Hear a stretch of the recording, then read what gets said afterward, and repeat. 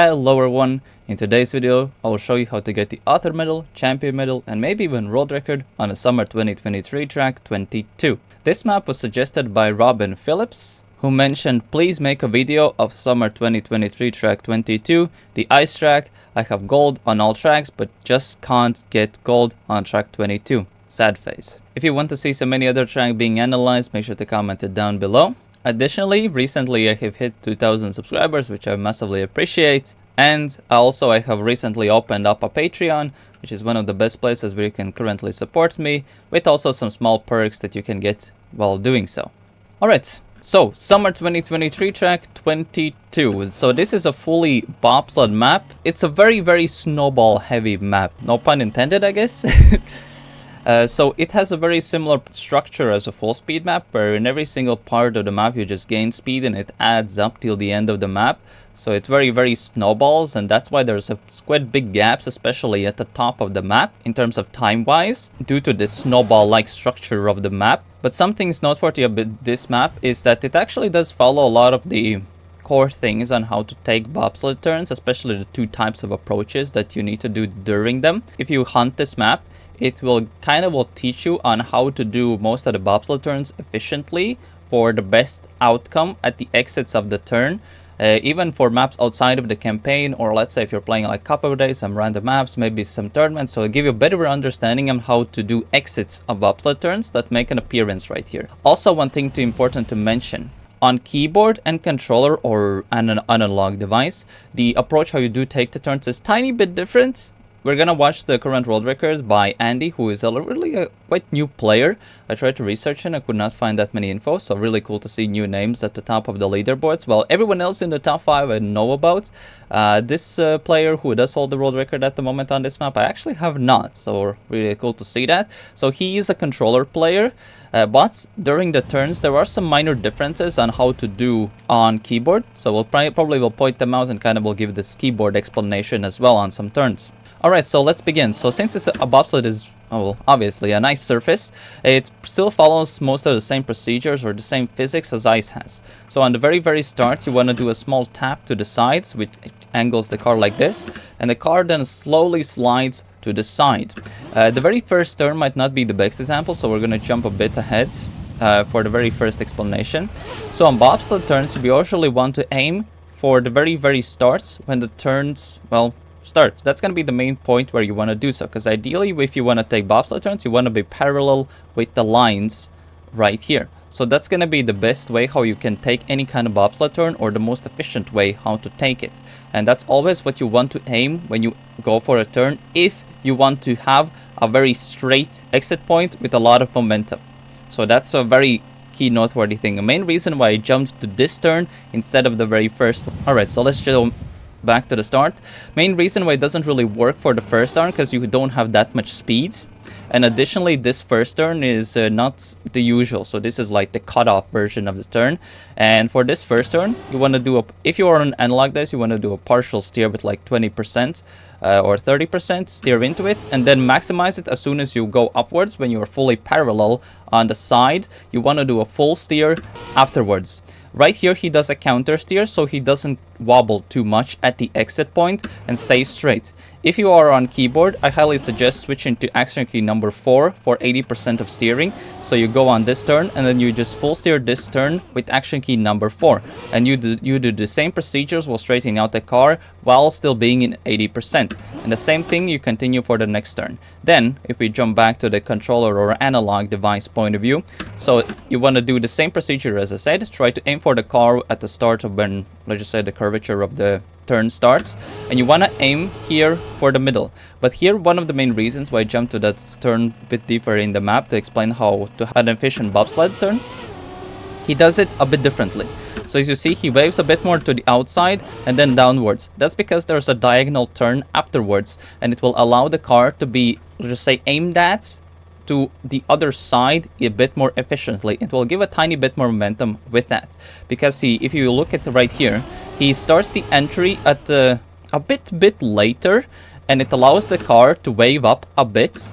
As you see, he does not even steer during this point. He does not steer here or he stops the steering here, is because it will cause the car to wiggle too much. So you want to be perfectly parallel with the lines during that point, and he reinitializes the full steer at the very end to continue the sideways regrip for the exit of the turn. And that will allow him to give us more momentum during this part. He also does a sideways correction on the very side, so the car is aimed up for this turn with the same setup that I said in the middle point, where you want to be to the side, so you're parallel with the lines while taking the turn. Here he does a small counter steer to the right at the exit point. So since there's a ice to road transition, and in Trackmania you still keep the wheel the surface properties to the next surface, the car massively does slide out. So if you do a counter steer to the right, it will cancel out the skid marks. So again, it could be at least let's just say fully gripped for a bit less time, and you won't have that separated of skid marks, and it allow the car to have a bit more momentum during this part. Then he here steers into this part to have as a low jump as possible, at the same time while having a setup point for this upcoming turn that we already explained out early on. So you want to be as parallel to the ground, aim for the middle, and steer into the turn. So you can just fully steer right here. So a small tap at the exit points right here to the left, so it basically allows the car to be a bit more on the left side at the exit point because it's a fully straight line. So right here around, he's already does a setup way in advance on bobsled turns, because you want to be, as mentioned, you want to be fully parallel with the red lines while taking the bobsled turn in the most efficient manner if you don't want to use the wobble effect to your advantage. So right here he does a early steer, like way in advance. This is so he can pseudo jump into the turn and then steer into it right here. And as you saw, he took it fully parallelly and he got the best momentum out of it. Here he does minor corrections. Same setup for the next parts where he steers into the turn. Alright, so this is a very unique combination right here. So in this turn, it is not like perfectly, well, circle. So it's like, there's like straight point with a checkpoint. One reason why it's important to point it out, because if there was a very just the same continuation of turns like this right here after this turn, then you would actually want to take it this turn a bit differently, where you want to fully steer, stop steering right here, and then continue steering right here. But if you see with the inputs right here, he just continues steering right here.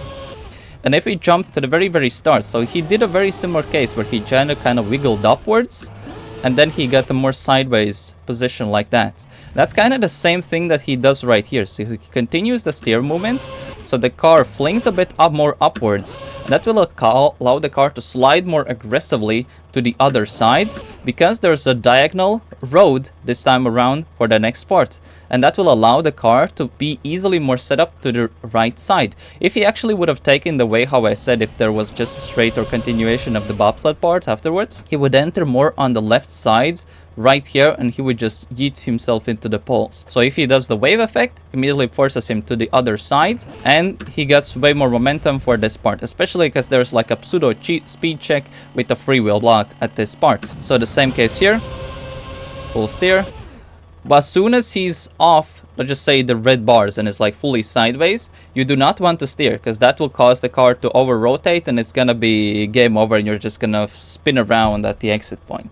So that's why you do want to avoid steering when you're way too high on bobsled turns, just to keep yourself fully straight. So that's why he steers at this point. So it's very important for the sideways acceleration and forwards one as well. So in this part, if you are playing on keyboard, I highly suggest to switch to action key number 4 at this part. That's because we still have the ice wheels, and we jump to the road, and we oversteer way too much. We're gonna slide out.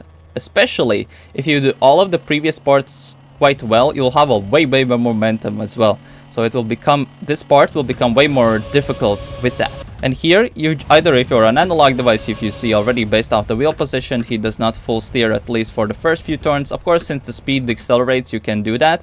Additionally, since the icy wheels also start to like disappear around like this part, so you can do then full steers easily at the very end. So that's something noteworthy to do. I mean, nothing too crazy for this part, just fully steer with inside lines. Try to see if your wheels align with the black parts to have the most efficient lines, to have some sort of visual cue always. Alright, so right this part. So if you would jump already from the left side into the bobsled, that would cause you to have a slowdown at here, or have a very inconsistent point. You can still maintain a momentum, but it will cause a very high chance of receiving a slowdown. So you want to take this turn or this last turn approach if you have a lot of momentum like this. So you want to jump into this wall like this, so he keeps the full grip, so he bounces in like this. It's like this weird kind of movement where it's like from frontal to sideways into the wall, and it will allow the car to be parallel with the bobsled during the last turn. Like this. And here the same procedure as on a normal bobsled. Main thing to mention here is that you want to full steer when you're at the bottom, not steer anything when you're a bit upwards. And here a small actually counter steer to the left I would also suggest, so you get more forced downwards. He actually does not do it, but it's also a small way you can force get a bit of a more of a low jump here. But actually the world record doesn't do. I'm a bit surprised about that. Main thing you also want to make sure is that you're fully straight with the end, so you don't oversteer too much, so you don't lose at least some couple of hundreds on the very last straight. Alright, to summarize, early tap to the right, so the car slides into the bobsled, aiming for the first start of the turn. A bit steer into the turn. If on controller or analog device, joystick, wheel, whatever, you want to do a partial steer and then extend it. If you're on keyboard, then you use action key number 4 while tapping into it. On fully steering right here with the action key number 4. Here corrections at the exit point, so you're fully straight, so the car has maximum momentum while taking it fully straight. Here then steering into the bobsled a bit later on, so you have the wobble effect right here. Immediately straighten out for this part, then steer into the bobsled, trying being parallel. Small counter steer to the right to cancel out the skid marks a bit, to not oversteer that much due to the ice to road transition. Here try to aim for the low jump. Set yourself car up so it slides into the start of the banking. Here fully steering it during the turn. Small step to the left so the car a bit doesn't get forced too much to the right. Here a bit steer into the early on a bobsled turn and fully steer during the turn. Small correction to the right to not be forced too much to the other side of the road. Same procedure here, fully straight, even continue steering after even hitting the checkpoint. If you go way too high, do not steer. Fully steer then on the bottom side. Here during this part, either do smooth steering or switch to action key number 4 during first start. See if the wheels align with the black lines right here. Then be from the side, steer a bit to the left so you're a bit more pointed upwards, and then steer into the bobsleigh. And if you're fling a bit more higher, stop steering, then steer again when you're on the lower end, and try to finish off while being straight as possible to not oversteer and not lose some pointless thousands or hundreds on the very last turn. Anyway, that's gonna be it for me today. Hope some of this stuff will help you out and it will help you also improve your times. Once again, thank you everyone for the 2,000 subscribers. Really appreciate it. If you want to see any other tracks analyzed in this kind of form, make sure to comment down below. Also, it would be awesome if you can check out the Patreon. And that's gonna be it for me today. Thank you all for watching and see you all later. Bye bye.